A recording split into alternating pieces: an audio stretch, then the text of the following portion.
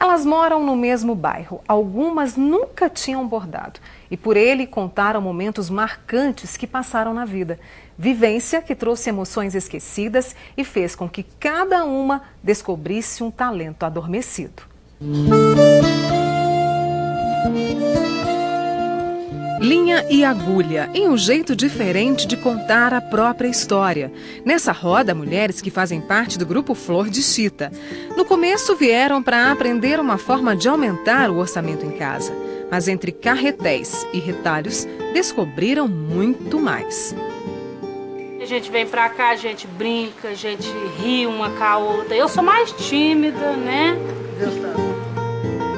Além da convivência, o talento veio à tona. Eu nunca tinha bordado na minha vida, foi a primeira vez que eu nunca tinha pegado uma agulha para costurar nada, para bordar nada. Gostei e estou bordando. E bordando, elas criaram obras de arte.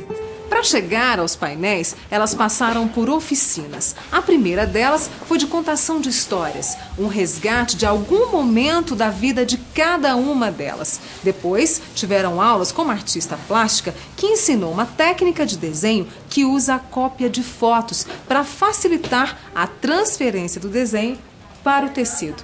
Feito isso, o desafio foi reviver as lembranças a cada ponto que surgia. Aparecida trouxe uma saudade da prima que morreu há muitos anos. Pelas mãos dela, virou anjo. Fazer um painel com os meus filhos. E a minha sobrinha, minha prima que faleceu, protegendo meus filhos como anjinho. Tereza bordou o lugar onde foi criada. A casa ficava ao lado da estação de trem. Voltar à infância não foi fácil. A saudade é grande ficar. Montar uma pessoa que já faleceu, um pedacinho da vida da gente é doído. No painel de Rosália, a família juntinha e ela, uma menina livre. Igual aqui quando eu era criança, até hoje, ainda não achei uma menina igual a eu. Porque uma menina de 10 anos vai andar só de shortinho, sem camiseta. Né? Até hoje ainda não achei essa menina aí do cabelo vermelho correndo por aí. Na tela de Dona Joana, uma promessa para o neto mais novo. Quando a mãe dele foi ganhar ele, o médico falou para nós que ele não ia se escapar, porque nós precisávamos ter R$2.000 para pagar o UTI para pôr ele. Aí eu fiz um voto que se os 3 reis abençoassem que ele escapasse, eu dava comida 7 inocentes, 7 anos. E tá aí meu rapaz. O ônibus colorido representa o dia em que Rosimeire se mudou da cidade onde morava. Queria muito contar e conseguiu. Tudo tentando, a gente consegue. E aí, a senhora conseguiu? Aí eu consegui fazer. Dos pontos de Eva surgiu o bairro onde ela é feliz. Felicidade que para Joelma esteve na retomada dos estudos. Para mim, a escola é um momento muito importante. Eu gosto de estar nela, tá fazendo parte. Parte de um aprendizado que vale para uma vida inteira. A gente aprende a conviver, aprende a ter paciência, aprende a entender as pessoas. E uma outra lição: o tempo é a gente quem faz. Eu acho que o tempo quem faz é a gente mesmo, né? Porque o relógio da vida é a gente. E o tempo, se você quiser, você faz ele a toda hora. Para quem trabalhou tão perto com as bordadeiras, o resultado foi além. Não só surpreendeu, como emocionou. Porque nós todas nos envolvemos muito nesse processo e houve até uma mudança de foco durante o processo da contação, porque às vezes um fato que à primeira vista parecia relevante foi substituído por outro que teve mais impacto emocional. Quando a gente fica assim, tá parado, às vezes a gente não sabe o potencial que a gente tem. Eu sempre converso com meus colegas. E quando tem alguém para dar uma ajudinha pra gente, a gente vê, né, que a gente é capaz, sim. É, dona Eva, e ainda pode ser o caminho para trabalhar a confiança, a autoestima, o bem-estar. O exercício de contar, o exercício de desenhar e o exercício de bordar é que foi nos transformando de dentro para fora e todas nós ficamos mais autoconfiantes e até mais bonitas. Como se eu fosse o pano e você fosse a linha. produzidos no bordado. A casa, a estrada, a correnteza, o sol, a ave, a árvore. Bonito, né? De que forma a arte ajuda no bem-estar? A Sandra Meire Arantes é arte-terapeuta e eu converso com ela agora.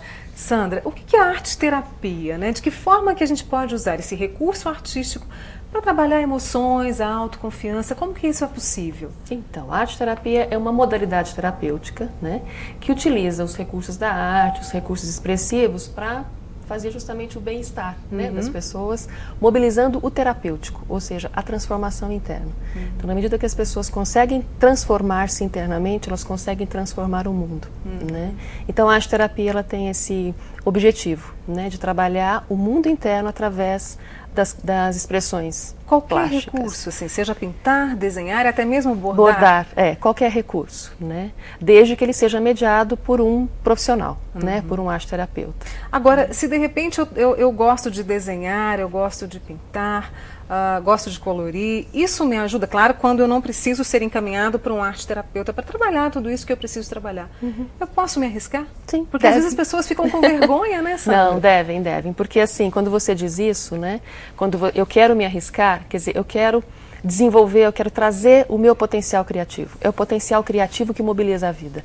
Sem a criatividade, sem prazer, não existe a expressão da vida, né? Então, se você quer se arriscar, se você não deseja fazer um trabalho em arte-terapia, mas gostaria de se arriscar, sim, busque algo que te dê prazer, né? Que te traga essa afinidade com o material, que aí você tem que observar que material que você gostaria de fazer por conta da sua afinidade. E né? como é bom, como a gente viu com as bordadeiras do bairro Morada Nova, em Uberlândia, de você olhar e falar, puxa, fui eu quem fiz. Né? É como a dona Eva diz, quando você descobre o potencial que você tem, isso é uma grande descoberta, digamos assim. E a arte-terapia proporciona isso. Não só para descobrir o talento, mas também para descobrir que você pode trabalhar sentimentos, que você pode encontrar soluções. É mais ou menos por aí, Sandra? É por aí, né? Porque quando mobiliza o prazer, mobiliza o criativo. Mobilizando o criativo, você encontra soluções para o seu dia a dia, para as questões que estão afligindo você, né? Então, às vezes é um padecimento, às vezes com o filho, ou então com uma situação do dia a dia do trabalho. Então, assim, mobilizando o prazer, mobiliza o criativo. Mobilizando o criativo, mobiliza o terapêutico, que é o processo de transformação de cada um de nós. Em quais casos a arte-terapia é indicada? Por exemplo, depressão, síndrome do pânico, há algum transtorno específico para que a arte-terapia esteja presente? Olha, sob o meu ponto de vista, né? A arte-terapia ela pode estar presente em qualquer tipo de transtorno, né? Dependendo do transtorno, é necessário que haja a parceria com outro profissional. Então, às vezes com um psiquiatra, às vezes com um neurologista, às vezes com um outro profissional, né? Dependendo do grau de comprometimento. E os resultados? Olha, você que tem essa eu sou suspeita para falar, Sandra. mas os resultados são belíssimos, né? Porque muitas das vezes só a terapia via palavra, ela não dá conta do processo. Porque às vezes a pessoa fica só no cognitivo, né? E isso angustia mais. E às vezes o trabalho plástico, ele revela e ele desvela a pessoa que estava ali um pouquinho guardadinha, né? Que só na palavra não seria possível que isso acontecesse, né? Então o trabalho de arte-terapia, ele é belíssimo. A pessoa se reconhece nas produções, que foi o caso que nós vimos na entrevista. Das bordadeiras, né? Para a gente fechar com criatividade, eu também sei administrar o tempo, que foi um pouco do que a gente falou com certeza, aqui, né? Que falamos anteriormente, é isso. Eu conversei com a Sandra Meire Arantes, arte-terapeuta. Sandra, obrigada por ter vindo. Obrigada pelo convite. E um convite. 2010 de muita criatividade para você. Obrigada.